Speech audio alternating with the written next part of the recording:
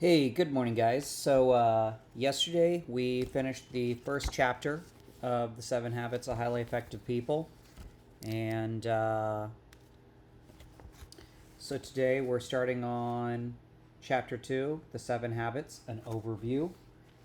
Today is January 10th, 23.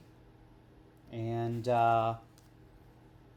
let's see. If you like the video, then please like it and subscribe to the channel. If you have any questions or comments or any way that I can improve, then please write it in the description below. As usual, I am going to set a timer for 10 minutes, read as far as I can in that time, and then finish the section that I'm on. And I hope you enjoy.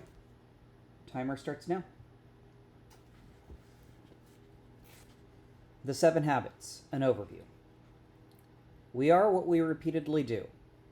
Excellence, then, is not an act, but a habit. Our character, basically, is a composite of our habits. Sow a thought, reap an action. Sow an action, reap a habit. Sow a habit, reap a character. Sow a character, reap a destiny. The maxim goes. Habits are powerful factors in our lives. Because they are consistent, often unconscious patterns, they constantly, daily, express our characters and produce our effectiveness or ineffectiveness. As Horace Mann, the great educator, once said, habits are like a cable. We weave a strand of it every day, and soon it cannot be broken. I personally do not agree with the last part of his expression. I know they can be broken. Habits can be learned and unlearned. But I also know it isn't a quick fix. It involves a process and a tremendous commitment. Those of us who watched the lunar voyage of Apollo 11 were transfixed as we saw the first men walk on the moon and return to Earth. Superlatives such as fantastic and incredible were inadequate to describe those eventful days. But to get there, those astronauts literally had to break out of the tremendous gravity pull of the Earth. More energy was spent in the first few minutes of liftoff and the first few miles of travel than was used over the next several days to travel 500,000 miles. Habits, too, have tremendous gravity pull, more than most people realize or would admit. Breaking deeply embedded habitual tendencies such as procrastination, impatience, criticalness, or selfishness that violate basic principles of human effectiveness involves more than a little willpower and a few minor changes in our lives. Okay, so guys, here we're getting to where I started highlighting and making notes the first time I was going through the book. I was a lot younger when I did these highlights, so some of them might be not the parts I would emphasize now, but I don't know. I guess that's why I like writing in the books. Like I said the other day when I started dating things, I think it personalizes the book in a good way, so I like that. Anyway, liftoff takes a tremendous effort, but once we break out of the gravity pull, our freedom takes on a whole new dimension. Like any natural force, gravity pull can work with us or against us. The gravity pull of some of our habits may currently be keeping us from going where we want to go. But it is also gravity pull that keeps our world together, that keeps the planets in their orbits and our universe in order. It is a powerful force, and if we use it effectively, we can use the gravity pull of habit to create the cohesiveness and order necessary to establish effectiveness in our lives. Second section, habits defined. For our purposes, we will define a habit as the intersection of knowledge, skill, and desire. Knowledge is the theoretical paradigm that what we do and the why. Skill is the how we do. And desire is the motivation, the want to do. In order to make something a habit in our lives, we have to have all three. I may be ineffective in my interactions with my work associates, my spouse, or my children because I constantly tell them what I think, but I never really listen to them. Unless I search out correct principles of human interaction, I may not even know I need to listen. Even if I do know that in order to interact effectively with others, I really need to listen to them, I may not have the skill. I may not know how to really listen deeply to another human being.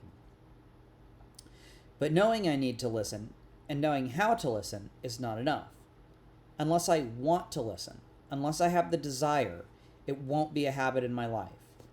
Creating a habit requires work in all three dimensions.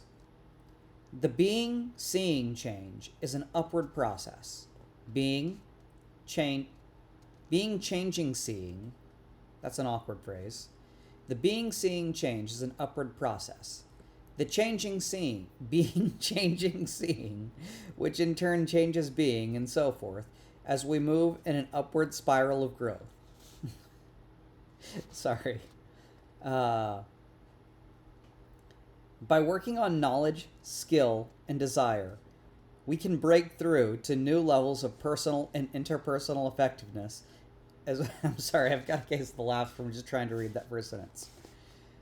Let's have a drink. All right.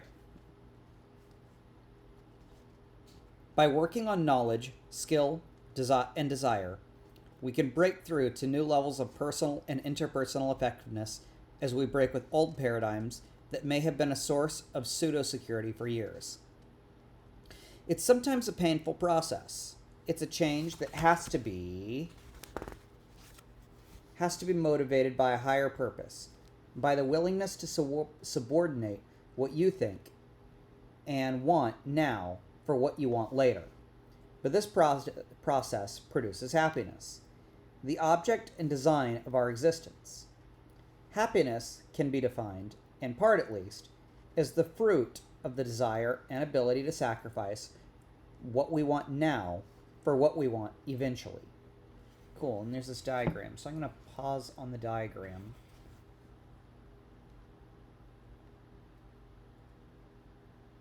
And, cool, here we go. You know what? Let me reread this last sentence. This seems more pertinent. I don't know if I read it good. Happiness can be defined, in part at least, as the fruit of the desire and ability to sacrifice what we want now for what we want eventually. The maturity continuum. The 7 habits are not a set of separate or piecemeal psych-up formulas. In harmony with the natural laws of growth, they provide an incremental, sequential, highly integrated approach to the development of personal and interpersonal effectiveness. They move us progressively on a maturity continuum from dependence to independence to interdependence. We each begin life as an infant, totally dependent on others. We are directed, nurtured, and sustained by others. Without this nurturing, we would only live for a few hours or a few days at the most. Then gradually, over the ensuing months and years, we become more and more independent, physically, mentally, emotionally, and financially, until eventually we can essentially take care of ourselves, becoming inner-directed and self-reliant. As we continue to grow and mature, we become increasingly aware that all of nature is interdependent, that there is an ecological system that governs nature, including society. We further discover that the higher reaches of our nature have to do with our relationships to others, that human life is also interdependent. Our growth from infancy to adulthood is in accordance with natural law, and there are many dimensions to growth. Reaching our full physical maturity, for example, does not necessarily assure us of simultaneous emotional or mental maturity. On the other hand, a person's physical dependence does not mean that he or she is mentally or emotionally immature. On the maturity continuum, dependence is the paradigm of you. You take care of me. You come through for me. You didn't come through. I blame you for the results. Independence is the paradigm of I. I can do it. I am responsible. I am self-reliant. I can choose. Interdependence is the paradigm of we. We can do it. We can cooperate. We can combine our talents and abilities and create something greater together. Dependent people need others to get what they want. Independent people can get what they want through their own effort. Interdependent people combine their own efforts with the efforts of others to achieve their greatest success. If I were physically dependent, paralyzed, or disabled, or limited in some physical way, I would need you to help me. If I were emotionally dependent, my sense of worth and security will come from your opinion of me. If you didn't like me, it could be devastating. If I were intellectually dependent, I would count on you to do my thinking for me, to think through the issues and problems of my life. All right, there's the timer. I'm going to read to the end of the next section. Where were we? Was that a page turn? Yeah, it was. If I were interdependent physically, I could pretty well make it on my own. If I were independent physically, I could pretty well make it on my own. Mentally, I could think my own thoughts. I could move from one level of abstraction to another. I could think creatively and analytically and organize and express my thoughts in understandable ways. Emotionally, I would be validated from within. I would be inner directed. My sense of worth would not be a function of being liked or treated well. It's easy to see that independence is much more mature than dependence. Independence is a major achievement in and of itself, but independence is not supreme. Nevertheless, the current social paradigm enthrones independence. It is the avowed goal of many individuals and social movements. Most of the self-improvement materials put independence on a pedestal, as though communication, teamwork, and cooperation were lesser values. But much of our current emphasis on independence is a reaction to dependence, to having others control us, define us, use us, and manipulate us. The little understood concept of interdependence appears to many to smack of dependence, and therefore we find many people, often for selfish reasons, leaving their marriages, abandoning their children, and forsaking all kinds of social responsibility, all in the name of independence. The kind of reaction that results in people throwing off their shackles, becoming liberated, asserting themselves, and doing their own thing, often reveals more fundamental dependencies that cannot be run away from because they are internal rather than external. Dependencies such as letting the weaknesses of other people ruin our emotional lives, or feeling victimized by people and events out of our control. Of course, we may need to change our circumstances, but the dependence problem is a personal maturity issue that has little to do with circumstances. Even with better circumstances, immaturity and dependence often persist. True independence of character empowers us to act rather than to be acted upon. It frees us from our dependence on circumstances and other people and is a worthy, liberating goal, but it is not the ultimate goal in effective living. Independent thinking alone is not suited to interdependent reality. Independent people who do not have the maturity to think and act interdependently may be good individual producers, but they won't be good leaders or team players. They're not coming from the paradigm of interdependence necessary to succeed in marriage, family, or organizational reality. Life is, by nature, highly interdependent. To try to achieve maximum effectiveness through independence is like trying to play tennis with a golf club. The tool is not suited to the reality. Interdependence is a far more mature, more advanced concept. If I am physically interdependent, I am self-reliant and capable, but I also realize that you and I working together can accomplish far more than, even at my best, I could accomplish alone. If I am emotionally interdependent, I derive a great sense of self-worth within myself, but I also recognize the need for love, for giving, and for receiving love from others. If I am intellectually interdependent, I realize that I need the best thinking of other people to join with my own. As an interdependent person, I have the opportunity to share myself deeply, meaningfully with others, and I have access to the vast resources and potential of other human beings. Interdependence is a choice only independent people can make. Dependent people cannot choose to become interdependent. They don't have the character to do it. They don't own enough of themselves. That's why habits 1, 2, and 3 in the following chapters deal with self-mastery. They move a person from dependence to independence. They are the private victories, the essence of character growth. Private victories precede public victories.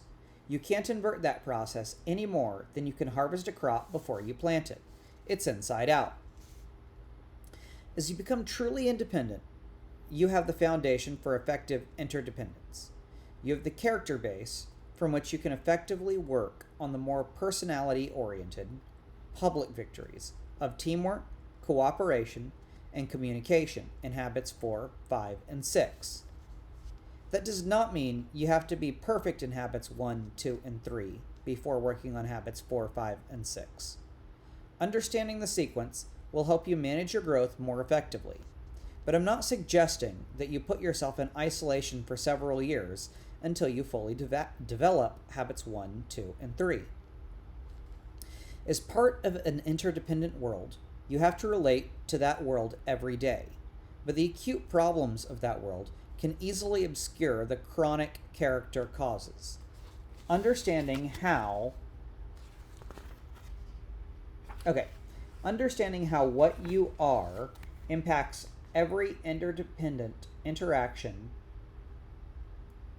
Oh my gosh, page turn. Understanding how what you are impacts every interdependent interaction will help you to focus your efforts sequentially in harmony with the natural laws of growth. Some of these sentences are so wordy. Okay.